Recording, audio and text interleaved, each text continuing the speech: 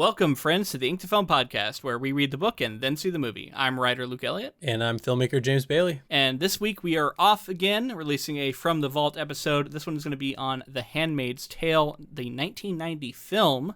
Maybe a lot of people have forgotten about this movie. I had never seen it when we watched this one. And we had just covered, I think, the TV show around this time. Yeah, I remember covering both the TV show and this movie around the time that Roe v. Wade was being repealed, and there still is a lot of stuff going on, obviously, but It felt very close at that point. I think this episode was recorded the week after it happened, so it was very fresh in our minds. We talk a lot about it, and in fact, we really get into a lot of discussions about the really dark shit that is being described in this book and how it's playing out in our real world. So I'm going to give a trigger warning for people that we talk about abortion here, we talk about sexual assault, we talk about the dark realities of the political climate in America right now. So go in aware that that's what you're going to get here. I don't want to blindside anybody. But overall, we also then talk about this film, which is one that we had a lot of opinions about. Honestly, it's one that I don't think a lot of people know about. I think it's interesting to take a look back on what this original adaptation of Margaret Atwood's novel ended up looking like. Yeah, because the legacy of Handmaid's Tale is now like very present in the zeitgeist, I feel like, and you know, people, unfortunately, and people are aware of what it means, and sort of you see people dressing up as the handmaids as a political statement. Yeah. And so to see what it was like in an adaptation from 1990 would be like I think it was a good exercise. Absolutely. And we will be back next week to talk about Edgar Allan Poe and the fall of the House of Usher. So make sure you stick around for that one. But for now, we're off on vacation. So enjoy this previous Patreon exclusive, now available for everyone. We are revisiting The Handmaid's Tale this time for the original adaptation, which was the 1990 film. I watched this thing last night, and then this morning I re-listened to some of our book coverage because I was trying to refresh my memory on the book itself. And oh boy, there's a lot going on right now that we couldn't even I don't even think we would have seen it coming. I don't know. Maybe we did. We talked about it, how things were looking bad, and we were worried that they were going to continue to get worse.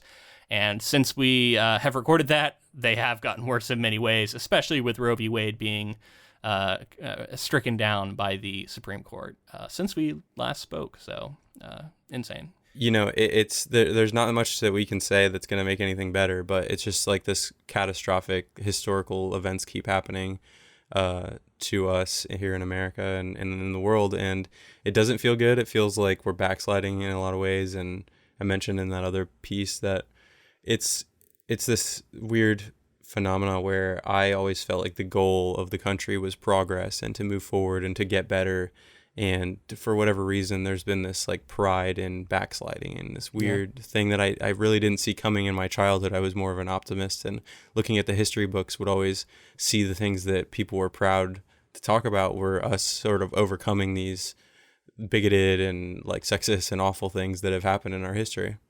In our coverage of Handmaid's Tale, we talked about the sort of Christo-fascist movement in this country and how these fascists are essentially using religion to further their goals of just power and domination.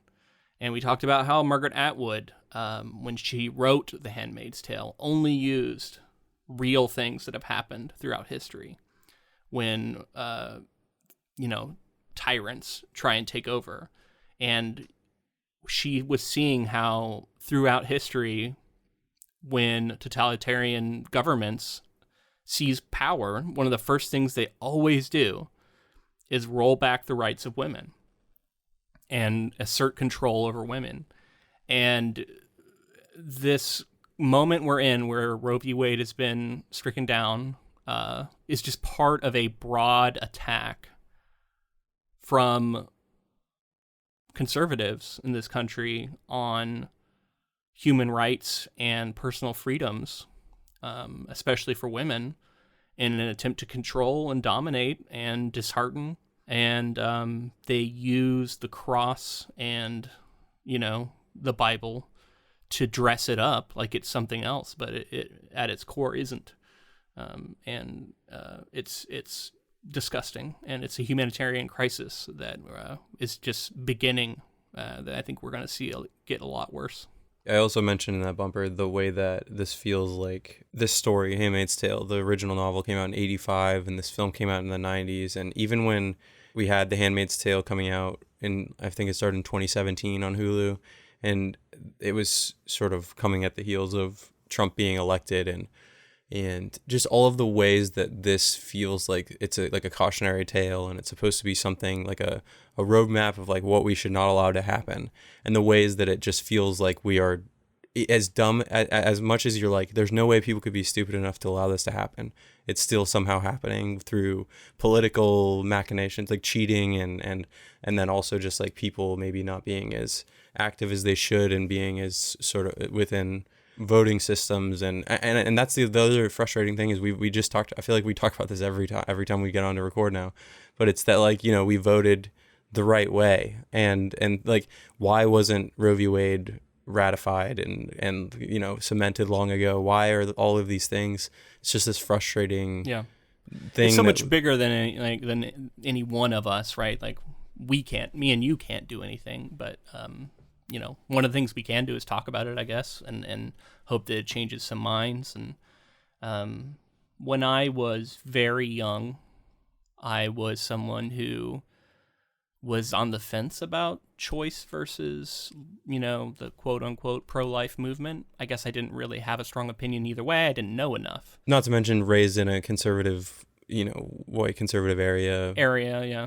Now, my mom was always pro-choice. And so when I would talk to her about it, she would explain her point of view to an extent, but she's speaking to a child. You know what I mean?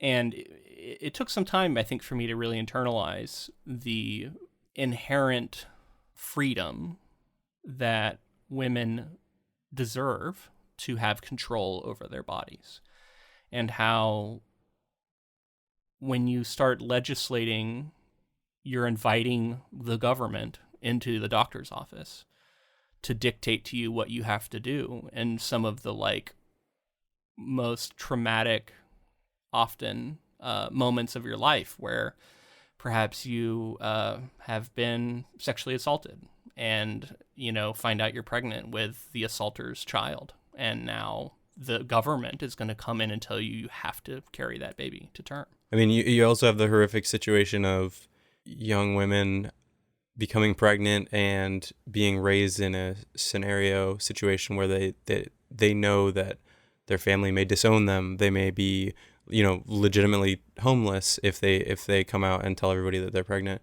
And so they try to take matters into their own hands because they know they can't get a legal, safe abortion, and they try to do it to themselves. And you know, the mortality rate on that has to be insanely high, and just like how irresponsible that is of a government to allow that to happen. Well, and then you also have situations where men will want to force an abortion to happen. And if it can't happen, whether through force or what have you, then you see murders happen because of this stuff. People will be killed over this because they don't want to have... People will die because of this, no question. Lots of people are going to die. And the idea that the other side of this is wrapped up in this pro-life idea is so frustrating because of how much death this is going to cause. I understand this is a complicated issue. That's the reason that it's so politically fraught.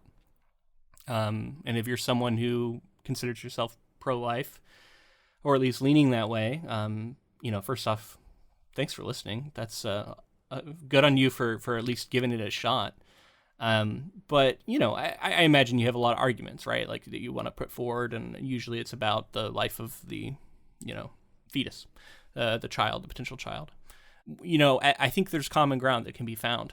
I think, you know, whether or not you support abortion doesn't mean you support, like, children being aborted at, like, 8 months for no reason. like on just a whim. Of course, like no one wants that. You know what I mean? Like there's like this like boogeyman idea that these late term abortions are the things that like Democrats love. And it's like, no, usually if that ever happens, it's for like absolutely catastrophic reasons. The mother's going to die. The child's going to die as well. So the only choice is to abort to save one life when otherwise both will die. I guess now they just both die. It just depends. I mean, laws are going to vary state to state. This kicks it to the states. I understand that it's not, laws are now different everywhere. We are becoming even more of a fractured nation where it's going to depend on what state you're in or what state you get assaulted in, if you get assaulted, on whether or not its abortion laws will apply to you, and whether or not you're going to have to flee to a neighboring state to get your health care. And again, I've heard people talk about how like this, oh, well, at least you can flee to a state where you may be able to get an abortion. I hate that argument too, because it's like there's a certain inherent privilege to that, right? Like, oh, you have the money or the time, yeah, or the resources to travel to go get an abortion somewhere. Like that's not everybody's situation, and it's not a lot of people's situation. Not to mention that if November goes poorly for progressives in this country and we lose ground in the Senate, I think there's a really strong chance, and this is not paranoia speaking, this is like actual political thinkers have discussed this, that Republicans will use the power they have to eliminate the filibuster, which they've been fighting for against us, and then use that power to pass a nationwide abortion ban that then states like Oregon and California will have to decide if they're going to defy federal law and still provide them, which is already being discussed now as they're trying to like ratify these laws into their state. I think California did it already. I think California has basically set it in place to where they're not going to turn. This is how nations fall apart. Is what's wild, right? Like this is how things fall apart. Well, and speaking of things falling apart, like it's not, we talk about things sliding back too. It's like it's not going to stop here. Like there's going to be other protections that have been put in place, somewhat recently. They were specifically named in the Supreme Court opinion. The 5 conservative justices outlined that, especially Clarence Thomas, I believe, was outlining how all these other rulings need to be re-examined, including ones on same-sex marriage. It's really scary, and it's something that I hope everyone realizes is going to affect you. Birth control in general. Is birth control going to be considered illegal at some point? Because or even a part of, will health insurance pay for it?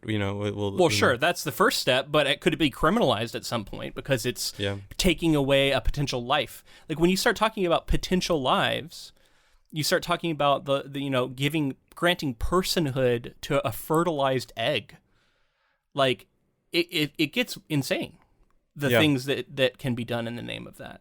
I heard someone talking online about like when these other things should be put into place. If we're going to assume that life begins at conception and life begins as soon as the sperm touches the egg, then like child support should immediately be in place. There should be things in place to help women because they are with child. If a pregnant woman dies from domestic violence or something like that, is it child abuse and double murder? Like all of these things start to come into play as well. Well, what about environmental protection? Like if you want women to be able to raise their children, you should be pro regulations that limit chemicals that are getting put into people's drinking water that are giving birth defects and killing babies. Yeah. I mean, there's the famous George Carlin bit, right, where it's like conservatives only care about the baby up until birth, and then after birth it's like fuck them. Like they, school, like education, roll that back. Any sort of homelessness situations for children. And it's because it's bullshit that it's not about the baby, it's about controlling women, and that's the kind of thing, that's the argument that lays it bare to me. It's like, yeah, you can't, like, it comes down to like, why is it so important to you? Because you want to limit the role of women in society. You want to classify them as a second-class citizen, take away a fundamental right, and assert that men have power over them. Yeah, and we're in the age of talking about gun control and gun rights and what conservatives want for that. And it's another situation where you're not protecting children beyond being birthed. Like, these are schools that are being targeted, and you're more worried about your protections of your gun laws. And it's like, it's not about the baby. It's not about the person. It's not about the life. Yeah. So we got to talk about this movie. But this is the kind of stuff that is like on my mind and is definitely going to be, it's like, that's the meat and potatoes of this story. I do just want to say that I did recently come down with COVID, and I spent the last week recovering from that. I'm feeling better now. I still test positive on an antigen test, but for what that's worth, I don't really know what that's worth. But I'm asymptomatic at this point, and I'm definitely at the back end of it. So it sucked. Luckily, it wasn't absolutely catastrophic because I have been vaccinated and boosted. So I'm really glad for that. And it just sucks also to see where we're at with this COVID thing. As we're talking about this movie where people are wearing masks and there's like some sort of disease being discussed that is like always on the periphery. I don't know, just so many things like just feel so prescient. But anyway, I just wanted to like put that out there in case anybody's curious. We were supposed to be doing vacation this last week, but instead I've been dealing with this. You did go to San Francisco, but we had to reschedule this recording because of my illness. So we're doing this at the last minute. But yeah, it worked out. Yeah, I'm glad to hear that you're feeling better. A second ago, you were talking about the way that all of these things feel so timely, and it feels like the foresight in Margaret. I just wanted to give Margaret Atwood a huge shout out for the fact that like this is like the kind of prediction that I think a lot of sci-fi fantasy authors they would like to think they'd be able to foresee the future in this way, and to be able to like at least. Well, she said she didn't want this to be true. She's like I wrote this because I don't want it to ever be true. Please prove me wrong.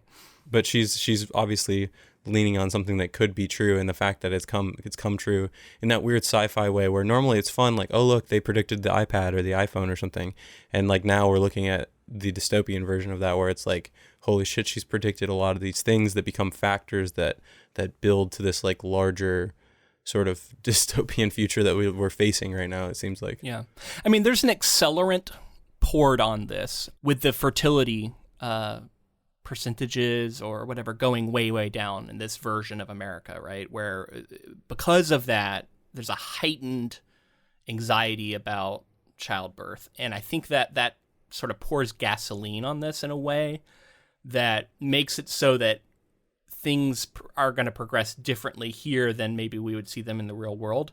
But like, it's fiction. Yes, it's designed for a specific purpose. It's not supposed to be like 100% accurate. Like everything that you're reading here is going to happen.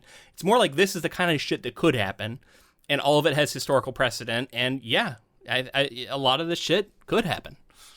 Yeah, and I'm just thinking in terms of like when the story comes out, it does seem like a far-flung future where it's like, oh, this is the worst possible situation that could happen over a certain period of time. But every time we keep saying like, oh, things are bad and they could get worse, so hopefully they don't. The fact that it just keeps leaning further into all of this is just like, it's crazy. Like it's supposed to be, again, it's supposed to be subtle. It's supposed to, in a way, this obviously the story is very like in your face in ways as it should be to talk about these issues. But at the same time, like there's a subtlety to it that's lost when you go through. It's kind of like when we covered The Stand. Yeah. And we had gone through COVID. Like there's a certain subtlety to when those things aren't actively happening, that it's kind of more, I don't know, it feels like it's like, whoa, this imagination, can you believe what they created? And then when it starts to come true, it just feels like, fuck. Yeah. It's not, it makes it even more present and real, and the distance between you and the fiction, it's just shortened. I was looking at some of the reviews about this movie when it came out. And I can't remember where I saw that. Like, I can't remember who it was who said this. Somebody said the movie was paranoid poppycock, just like the novel. and I was like, fuck. Like, I just like thinking about like how much I want to shake that person. I think it was I think I have this somewhere. Owen Gleiberman, writing for Entertainment Weekly, gave the film a C- grade and commented that visually it's quite striking, but it's paranoid poppycock just like the book. Okay, that was the one. Yeah, like yeah, not so paranoid as we've come to see. Maybe it appeared that way in the 90s. And of course, like a guy says that, right? Like Of some guy saying that. Yeah. And honestly, I mean, we'll get into it a little bit here, but the film overall, there's something about it, especially having seen the Hulu series that comes out, and the way that this is such a like, it's a man adapting. What's his name? What's his name, James? So I don't speak German, but it's something along the lines of Volker Schlondorf. Okay. So we'll just refer to him as Schlondorf from here on. Oh, that's easy. Yeah, so it's a man sort of trying to interpret what Margaret Atwood wrote in her novel and put it on screen. And now I do want to say I read up a bunch about the production of this film and everything. There was definitely some production woes. They had multiple directors, so like during production, they replaced the director, and then another came in. The playwright Harold Pinter wrote the screenplay, and that's notable because he was like pretty prolific, and I guess he's since distanced himself from it. He wanted his name removed, but it was at a stage where it could no longer be removed. And I read some people writing sort of in hindsight about his involvement. He had like dissatisfaction with the kind of alteration that occurs once the script is tinkered with by others and it becomes collaborative to the point that is not his product anymore, or that such tinkering for practical purposes removes some of the artistic element. So he really felt like this wasn't his work in a sense. And that, you know, that all makes sense to me. So yeah, let's dive into this movie, right, and talk about it. It's a 1990 adaptation of this book. Comes out 5 years after the novel's released, and a lot of people don't know about it. I think this is a movie that's largely been forgotten. It was kind of hard to track down for me. We ended up finding it on Apple TV for rent. And it would be tough for me to recommend even somebody spend $4 on this movie. But if you've seen the show or read the book, I think you can at least appreciate what we're going to say about it. I ultimately, like, I'm glad I watched it because, you know, I'm kind of a geek for seeing the history of things, and I do feel like you can see some influence from this version on the show. Like, I feel like they at least saw it. Which of course you would go do if you're going to make something. But yeah, what were your I guess general thoughts, James, watching this one? When did you watch it? I watched it yesterday night, and I was just so struck by this sort of TV movie, and this is an older sort of like derogatory term for a movie, I think, like that sort of TV movie made for TV feel, made for TV kind of thing. And it's so funny that we're living in an age where like the TV show is this incredible, so like, it feels like dramatic prestige drama, movie drama, like, yeah. And then we have a TV film that was a like feature length film that sort of feels like more what you would consider TV fare. And I don't think it was TV fare. I think it was a full theatrical release. So. You had Robert Duvall in it. You had Faye Dunaway? Is that her name? Faye Dunaway, yeah. Natasha Richardson was offered. Yeah, it just like struck me as something that didn't really reach the concept of what it could have been. It was like hitting some of the correct buttons, but the tone felt off in times, and there's like nudity in this film, and whereas like there may be some nudity in the Hulu series, the nudity in the film felt male gazy, and it felt like we're like seeing a woman, and it was like during like there's a few different nudity occasions. One of which is Uffred when she's in the window, and then it's a lot of the stuff with her and Nick. But then also there's the party later on in the movie where there's a lot of nudity there. True, but yeah, and then of course like the traumatic like rape scene within the story feels so it didn't take it as seriously. It kind of played it as a more normal scene, and something about that played to me as like not giving the attention that it deserves in a way. You're talking and then about also, specifically when the commander raping Offred and the Serena Joy is there as well, holding her arms and stuff. Yeah, something about the way that it was shot, the way that it was like performed, it felt more insensitive. So this movie is like an interesting example of a film that seems to like have a lot of things in place that should work. It's got a good cast, at least relatively, it seems like to me. It's adapting a powerful, historically important novel that honestly, like the adaptation until the very end is pretty faithful. It, in many ways tries to evoke things in the same way, but something is so drained from this version. The tone, like you said, is all wrong. The horror of everything that's going on is almost absent.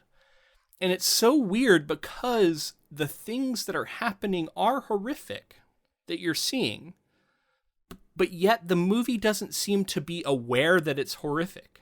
And it doesn't do anything to highlight the horror.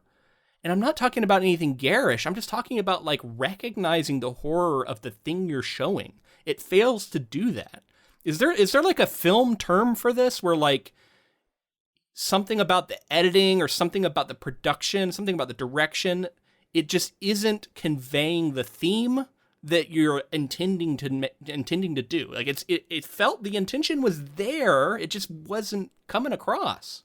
To me, I typically like, it's not a great metaphor or comparison, but I normally call something like that more surgical, right? The action's happening, it's more removed in a way, and you're not getting the emotion in it. When you say surgical, are you maybe looking for like antiseptic, like it's been sort of cleaned of? In a way, yeah. And like there's like a lack of emotion and a lack of like what film is and what like art is, right? It's like removing something like that. But you're pretty much nailing down sort of what I was trying to get at with some of the traumatic things happening with the rape scene and just the gravity given to certain situations. And it's just that the in the show, and I think we're inherently going to compare this to the show because we've seen the show already, and we get so many moments of living with Offred. We live with her trauma. We see the aftermath. We see her dealing with being captured and being basically a prisoner. Trauma. And I think you're touching on a key word that is missing in this movie. And I don't know where the blame lies here. But the result is that this version of Offred feels like she's just floating from scene to scene, not carrying the trauma of what's been going on with her.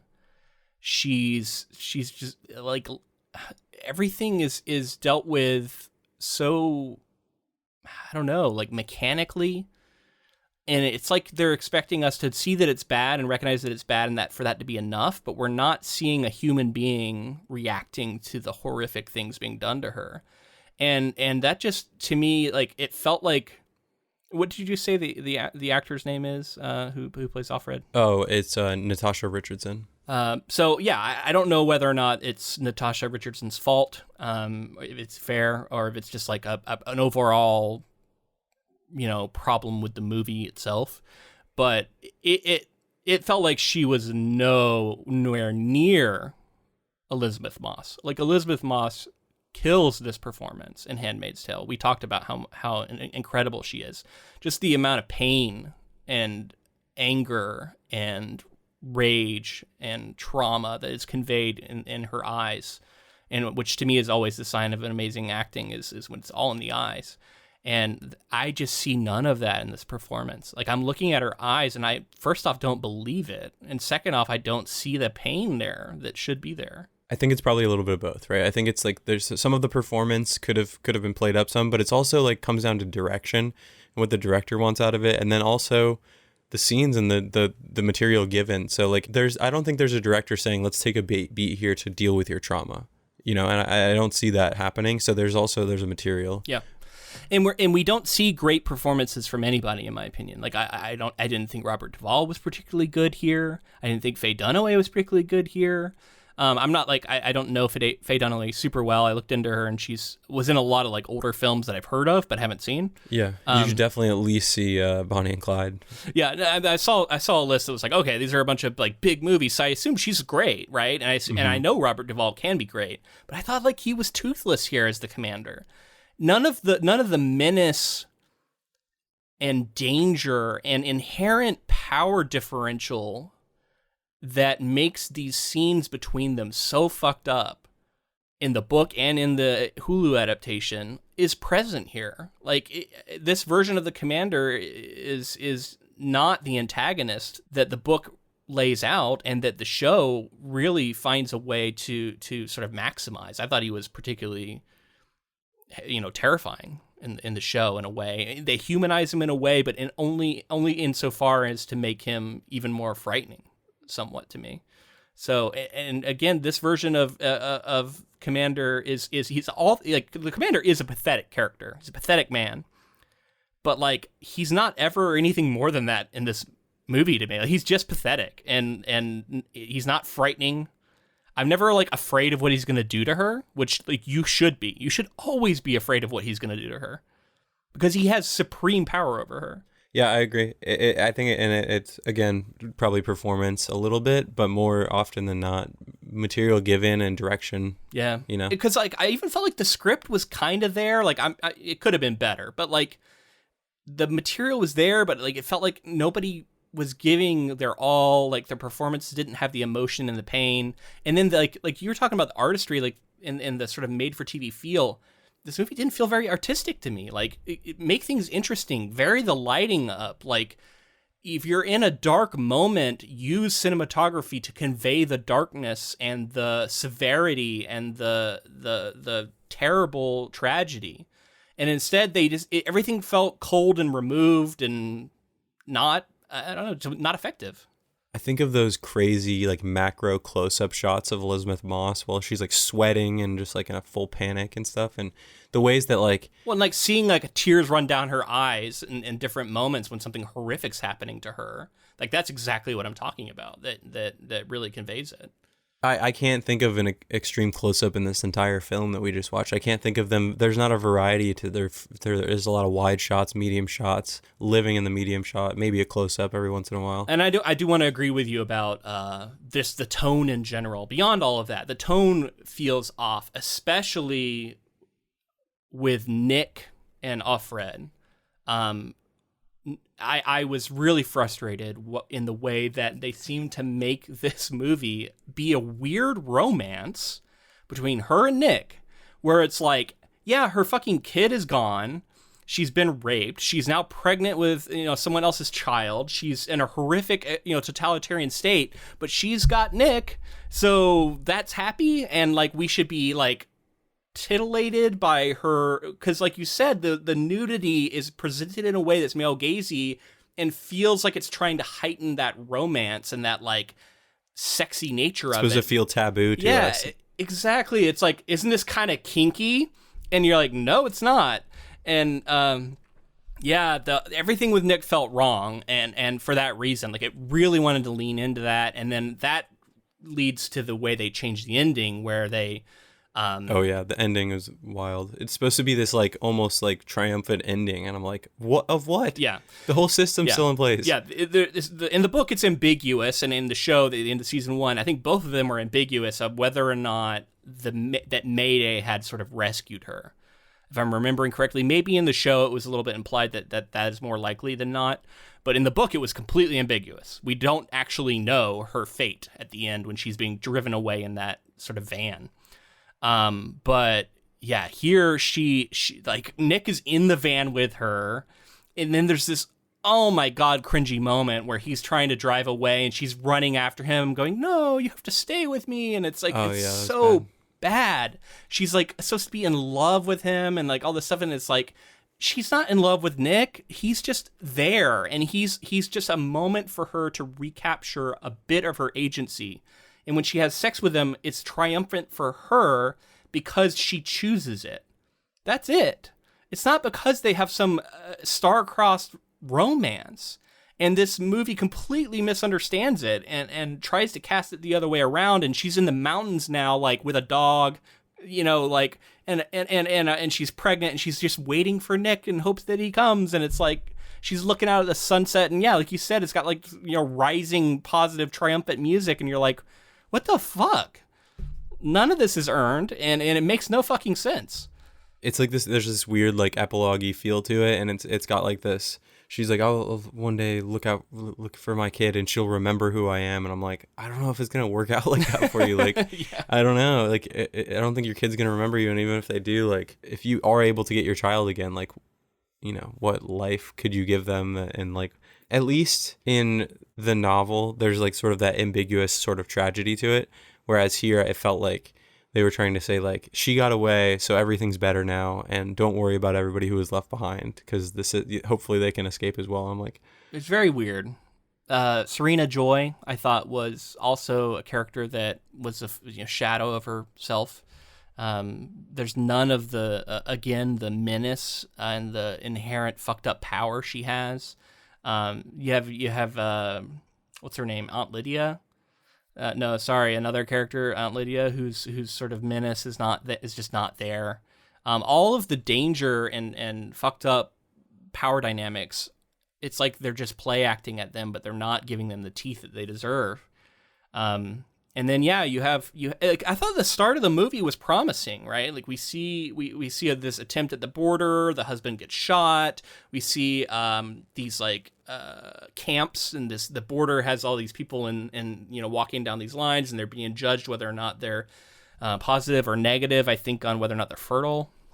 And they're being thrown in this semi truck, and they're being hauled off to who knows where, the colonies, I guess, or where have you. And that is all pretty harrowing and like well done. And I thought, like, okay, this is actually going to be maybe kind of a forgotten gem, like maybe kind of like with Smooth Talk we saw was like actually a pretty good movie, and not a lot of people know about it. So I was like, maybe we'll get the same thing with this Handmaid's Tale adaptation, but it kind of goes off the rails from there. And as soon as she gets put in place at the house, all the teeth gets removed from the narrative, and she starts walking around in these diaphanous gowns, like showing off her cleavage, and like that seems to be what it's more interested in, and like how like, yeah, this is fucked up, but isn't it also kind of sexy? And like, it doesn't say that, but like that seems to be kind of the mood, and it's real weird. And like her relationship with Moira, is that her name?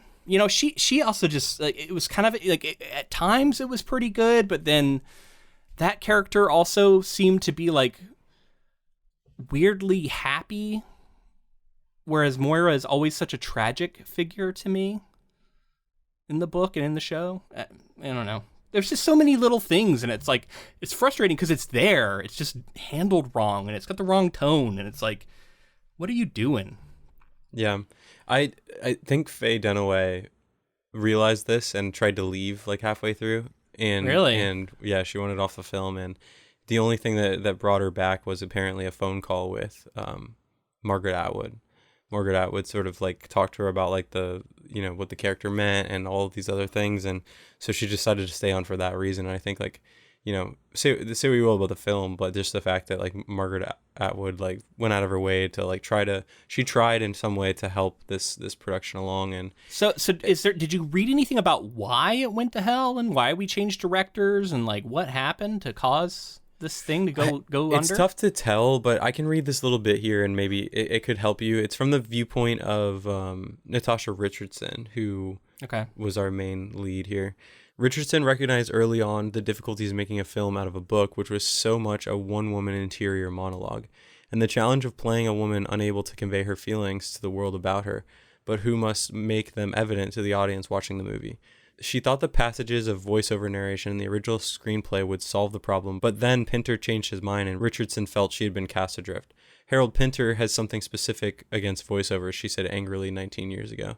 Speaking as a member of an audience, I've seen voiceover and narration work very well in films a number of times, and I think it would have been helpful had it been there for The Handmaid's Tale.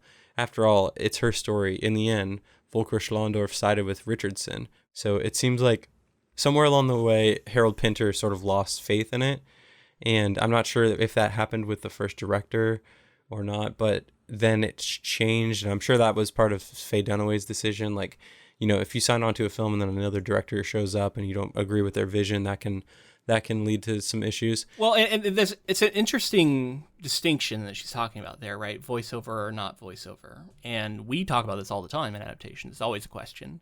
And ultimately, do I think this would have been benefited from some voiceover? Yeah, I actually think it would have, because when usually we are not for it. Usually it's more, I want you to show me and not tell me. But with the interiority of this story, I think it would have helped as well. I agree. Well, and also just, you need a powerhouse performance to convey that level of interiority.